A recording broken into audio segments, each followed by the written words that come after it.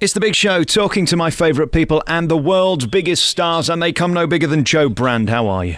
I'm fine, thank you. It's really nice to talk to you again. That's a complete lie, or do you mean size-wise? No, don't be silly. Of course you are. You're one of my favourite people. You know this. We've met in the past. I'm sure you can't remember, but we've always got on very well, and I always find you very funny. It amazes me when I look on certain message boards and in this book that you've just released that not everybody likes Joe Brand. What's wrong with them? Oh, I don't know. Are they ill in some way, possibly? I've just been on holiday for 2 weeks in Greece, and I always take my laptop with DVDs, and what I'd been sent was the Mrs. Merton DVD, and there you were on the first one. How is it you look better now, 15 years later? Yeah, I don't know. By the time I'm 90, I'm going to be gorgeous. Do you enjoy doing these type of interviews? Because, I mean, obviously that's deliberately uncomfortable, isn't it? Something like Mrs. Merton. Would you rather be in character as Joe Brand on stage than having to talk to me sensibly like we're going to do for the next 3 hours? I think it depends, because I think that one thing that people never take into account is what someone's mood is like when they're doing something, you know. And there are times when I've done TV or I've done radio, and for various reasons I was feeling absolutely terrible. So I'm kind of just going through the motions. And there are other days when I'm in a really good mood and I feel happy and I'm looking forward to the future, and they're fun. And so it kind of really depends on how you're feeling. I think you go into automatic pilot sometimes, but I'm not doing that today. Well, I was just going to say, I mean, this could end in disaster. Is this a good day or a bad one? Pretty good so far. You've got this new book out, and it basically starts at the beginning of your professional career. I'm trying to get from it whether you loved doing comedy in these clubs, because they were damn hard work, weren't they? Well, they were hard work, but I did love it. And what I liked about it was working with a group of other comics, and sort of particularly in some of the harder gigs, developing a kind of siege mentality directed at the audience and sort of supporting each other. But also, you know, there's nothing better as a stand-up than actually having great nights where you get really big laughs and encores and all that. And, you know, that didn't obviously happen every night at the beginning. In fact, it hardly happened at all for a bit, really. But once I started to kind of learn some little tricks and be a bit more confident, it was fantastic. Yeah, I loved it. What kind of person were you at that time in your life? Because you've got to be incredibly cocky to think you can walk on a stage and suddenly have people enthralled with your humour.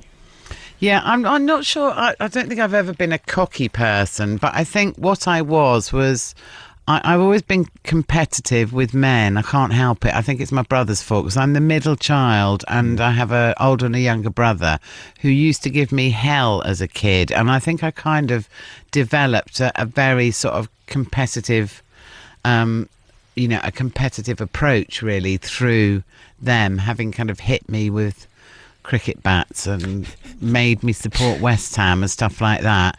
And so, you know, it was kind of a challenge to me really to see whether I could sort of be up there with the big boys, as it were. When I look at the picture of you now, obviously you're far more glamorous, and you've obviously lost a lot of weight since the days when you were on stage. Oh, of course, look at this picture. I mean, you've even had your hair done on the front of it. It's marvellous. I tell you what it made me wonder was whether it was all just a cover. Were you crying in the inside about how you came across? Because, of course, a lot of your comedy is about your physicality, isn't it? Yeah, the reason it was about that is, well, there are a couple of reasons. First of all, having kind of been fat from about the age of 15, 16, you know, I garnered a lot of like very negative comments on the street, as a lot of women do who aren't attractive for whatever reason it may be. And so, you know, they're very hurtful, because even though you are literally thick-skinned, you're not thick-skinned emotionally, and unless you've got a personality disorder, which I hope I haven't. So, you know, there was that kind of history of having had people have a go at me. And I know it wasn't just me, because I've kind of talked to friends who've had abuse on the street from blokes, and we all get it from time to time. And also, I knew I wasn't naive enough to think, as a stand-up who's a woman and who was fat, that I could go on stage and they would just ignore that. So I knew I was going to get it in the neck for that on stage. So in a way, I just had to be prepared for it. Graham Norton calls me the ugliest man on the radio, and he's right to do so. I've struggled with my weight my entire life. Why were you so big? Was it covering up something, or did you just like eating? Well, it was a combination of things. I mean, I do like eating, and I'm sure there's a portion control issue in my life. But not only was it that when I was 16, I went on the pill, and for some reason, I've no idea why, in 6 months I put on 3 stone, and I wasn't kind of eating more. I was just eating the same. So it was the pill's fault to some extent. And then I thought, well, if I stop taking the pill, it'll all miraculously melt away. And of course, it never did. It's a good comic ruse, though, isn't it, to go on stage and have something to talk about before you even get into your material. Did it work to your advantage? I mean, it immediately made people warm to you because you kind of knocked them down before they knocked you. Yeah, that was what I tried to do. Putting on loads of weight wasn't a comic ruse, can I just tell you? It was just what happened. Yeah. And of course, then you went and lost it all again, and now you're delicious, if you don't mind me saying so. I do mind you saying. Well, no, I'm only joking. I don't mind you saying it all. I haven't lost it all. What are you on about? Well, honestly, I mean, when I look at you now on the TV and I look back at those Mrs. Merton days and even the pictures in the book. Have you got a picture of someone different? No, honestly, Joe. Look, I'm looking at your book. I've got it here in front of me. When I look at page 115, I mean, you were literally 115 stone. I was 114 stone, I'll have you know. Thank you very much.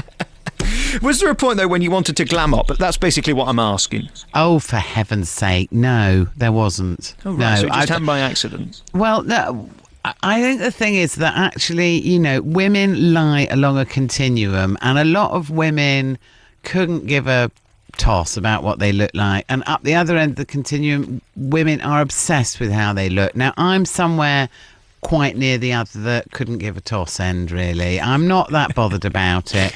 And, you know, but that's not to say if I'm going out, I won't sort of put a bit of makeup on, because you can still try. Yeah, make the best of a bad job, like myself. Indeedy. Can I talk about your private life and men? Because that's something that you talk about in the book. Getting one and marrying one and then making kids. Did you find it easy to pull? Yeah. Is that good enough for you? So did they fall in love with the act, or did they fall in love with you? I'm talking before your husband, of course, loves you for who you are. I would say that before I did comedy, I didn't have any problem. And after I did comedy, I didn't have any problem either. I think, you know, I don't know, what do I think? I think if you're not traditionally attractive, you tend to gravitate towards a certain sort of man, and they gravitate towards you. And I quite like a man who's not putting a woman's looks first on his list of pulling requirements, shall we say. So you get to the point when you find the man, and how did you know that you'd got the right one? Because we all go through life searching, don't we? Do we? Are you still searching? Oh, I am, love. Are you? Well, there's been a moment with Jane McDonald and Sue Pollard, but it's not worked out. Do they come as a pair? They do, probably. I don't know how you know. I couldn't possibly put it into words, but I just did. How does he feel about you being Joe Brown the act? Because when I look at what you do now, if you don't mind me saying, you're more cuddly and warm than you were in the beginning. I mean, your act was quite hard, wasn't it? I remember seeing you 10 or 15 years ago, and you did have more of an edge, didn't you? So people say. I don't know really. Maybe I can't really assess my own impact, to be honest with you. So if you're saying that, I believe you. Were you prepared to be on the road forever? Because, I mean, when I read about these clubs, they look miserable. It's not glamorous backstage. You do your 20 minutes, you might get booed off, you might be loved. It's not really very fun, is it, being on the road as a stand-up comedian? I tour with a guy called Andy Robinson, who I'm really fond of, and we really enjoy ourselves. We have a laugh, we listen to nice music in the car, we read the papers, we discuss the news. I liked working on a bill with other people. You know, there was less pressure on you to be something, and yeah, I'm quite happy to do my 20 minutes and get off and get my little brown envelope with my 50 quid in. Can I ask you about that loneliest place in the world when you do your big punchline and no one laughs? I'm sure it doesn't happen very often these days, but back in the old days when you were learning how to do what you do now so brilliantly, how do you get out of that, and how does that feel? Well, it kind of feels like your innards have been ripped out with a big fork, and how do you get over it? I think you have to act as if you don't care, because if an audience kind of gets a whiff of you deflating slightly after something hasn't worked, they're kind of losing of confidence in you, kind of just runs away, and they just kind of give up on you, and they don't laugh at all at anything. So I think you have to just pretend that you didn't care that they didn't laugh and move on to the next one. And even now, I mean, you get asked to do things like Have I Got News For You, which you're brilliant at, and QI, which I love you on. Does anything intimidate you now? Are there moments of nervousness, or do you just get over it and get on and do it? No, well, I get nervous about all those things because, I mean, with Have I Got News and QI, I've had good ones and bad ones. I've had some shockers on QI when I just was either tired or a bit irritable, or my hamster had been eaten by a local pensioner, where I just had bad days, you know, and you feel terrible afterwards because you think I haven't been as good as I could have been. But that's how life is for everyone. You have good days, you have bad days, and you just have to live with it. And dare I mention the two words Britney and Spears to you? You dare? Well, you've done various things for charity, and who should mock when you're raising money for a good cause? But that was a curious combination, Joe Brand and Britney Spears. I thought it was rather good. Well, I like your legs. North of that, I don't know. You're so sexist. Do you have a problem with that still? How do you think the world of comedy is now? Because I know I don't want to go over old ground, but I mean, they say there aren't enough female comics. I mean, there's Victoria Wood, which is, brilliant, and there's you out there banging the drum for comedy. Why aren't there more female comics? I think because they all feel they've got to stay in and do the ironing. No, what do I think? I think that it's a self-confidence issue still, that a lot of women don't feel they deserve to hold their ground in the joke-telling scenario. Do you think it's just they can't be bothered to put up with the nonsense of comedy? Because, I mean, it is a silly game. You come and go. There are very few like you who last the course, aren't there? Well, it may well be that. I think a lot of women that I've known on the circuit who gave up just kind of got ground down and got bored with it and got fed up with slogging round the country. And particularly, I think if you have kids, it's a very different prospect for a woman compared to a man. It's just easier for a man to travel and be away from home. So that really, there's lots of reasons. And then Trini and Susanna, that was a big part of your life as well. That a lot of people, I think it was probably the first time we got to see the real you, and your boundaries were down, weren't they, in a way, because we got to see, well, most of you. Do you think they did that to take the mickey out of you, or they genuinely were trying to help? No, I think neither, to be honest. I think they certainly genuinely weren't trying to help. Were they taking the mickey out of me? I don't know, maybe a bit. But I think actually, ultimately, what they were trying to do was make an entertaining piece of television, however they needed to do that. Do you have any regrets almost showing your knockers on TV to the entire world? Well, I didn't show my knockers. They did ask me, believe you me. But, yeah, of course they did. But I wonder what I said to that. I would pay good money to see that. No, thank you, matron. I did go to Brunel University. I wasn't in Cambridge Footlights. I've never been anywhere near an esteemed institution of learning, so that's why. But you have proved me to be a moron twice already in this 20 minutes. I think you've managed that all on your own, actually. Where do you go from here? Because now you've got the perfect life, really, where people invite you to do stuff, and it seems to get more and more bizarre, whether it be music or taking your clothes off for Trini and Suzanne.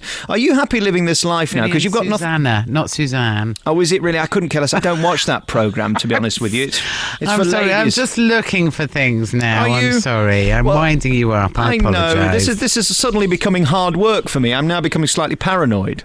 Oh, don't be. No, it's not. It's not nice. So, what can I ask you next then? That I couldn't. It wouldn't be a cock up because I don't want to offend you any further. You see. You won't. Don't worry. You can ask me anything you like. So, in terms of your future, where do you go then? Are you happy living this life where they kind of throw anything at you and you get to do it? Because I mean, music's been a big part of your life lately, hasn't it? Playing the organ, do you mean? Yes. Yes. I was trying to lead you into something there in a very subtle way. You see. Sorry. So subtle, I didn't even notice. I love music, and what I tend to do, I don't have a 5-year plan, and so if someone asks me to do something, I think, do I like that, and do I want to do it? And if the answer's yes twice, then I will do it, you know. And in terms of your daughters now, you've got 2 daughters. I mean, you talk about that in the book because they've been a big part of your career, really, juggling the 2. How do they feel about Mum being the lady off the telly? Well, to be honest, they're sort of surprisingly pragmatic about it, which I like, because they've always lived with it. And as, they've always known that that's what I did. So they kind of couldn't be bothered either way, really. Do they actively go out and search for what you're doing, or do they try and avoid you when you're on the telly? Oh, well, I don't let them watch me on the telly because they're too young, really. Give them a few more years till they're 25, then they can have a look. Do you suddenly have to have a moral compass about what you say yes to and no to? Because, they are going to find out, aren't they, if you're on the front of a paper? Yeah, what do you mean, like in terms of having an affair with someone? Now, there's an idea. Have you thought of doing that? That'd be good for ratings, wouldn't it? Would it? Well, in terms of my programme, if you'd be willing to admit that would be marvellous. I'll have a think and call someone. How much do you have to worry about family life compared to show business? Because in the old days, when the book started, you could do anything and get away with anything, stay out till 3 a.m. Now you've got a family to feed, haven't you? Well, the fact of the matter is I don't want to do anything that would get me on the front pages, so it's not really an issue. And I think in terms of a moral compass, my moral compass has always been the same and always will be. I haven't had to sort of reset it because I've got children. I just, think it's highly unlikely, if not impossible, that I'm going to do anything that would upset them. And looking again at the research, I notice you like football quite a lot, don't you? Who'd have thought it? I do like football. Who'd have thought it? Who'd have thunk it? And do you go down regularly? Do you have a pucker pie during the interval? Do I have a what? A pucker pie. Oh, no, I always go in the posh bit. Oh, they have smoked salmon in there. Champagne these days, is it? Yes, that's right. It's beautiful. And do you do any exercise? Do you do sport? Because I'm looking at you on here. There's something happened. I'm telling you, you can deny it, but there's something happened. You've had a makeover. You look glam and delicious and slimmer. Oh, shut up. What are you Take a compliment. That's the thing with you, Joe. You never take a compliment. Are you looking at a picture of Judith Chalmers by mistake? No, I'm not. I'll tell you what, one thing I am looking at is a picture here on, I don't know what page it is, but there's you in bed with somebody very famous. Jarvis Cocker. Yeah, and that's quite a corking picture, isn't it, really? That was a bad paparazzi moment, I'll tell you. You've got to be careful where they stick the lens these days, haven't you? Absolutely. I do swimming. Do you? Yes, I do. Mm-hmm. What happens when people in the dressing... I've always wondered about famous people when you have to get changed in front of the general public. Do you worry about what they're going to say to you whilst you're in the shower? Do you know what? I go in a cubicle, would you believe? It's really lovely talking to you, and this book is a thrill. I'll tell you why it's a thrill more than anything. You just hear your voice through the whole thing, and your sarcasm and your wit and your humour. You write right at the back that there's not much slagging off of celebrities. You are really quite nice to people in here. There isn't any of that airing of dirty laundry, is there? There must be some people who you hate in show business. Yeah, there's loads. But I'm not prepared to tell you who they are or why, because I don't think that's what it's all about. Good for you. Thank you so much for this lovely book. It's called What Joe Did Next. Joe Brand's #1 best-selling author, of course. It's tremendous. Some nice things written on the back as well. Have you seen these from the Daily Express? I think my dad made all those ones up. Very nice. Larger than life, very funny, said the Telegraph, which is about the nicest thing they've ever said about anybody, isn't it, really? Yes, it probably is, actually. Joe Brand, thanks for coming on the programme. Has it been okay? I don't want to aggravate you because I feel sometimes I get on your nerves. Oh, shut up. No, you don't. I love you and there's nothing you can do about it.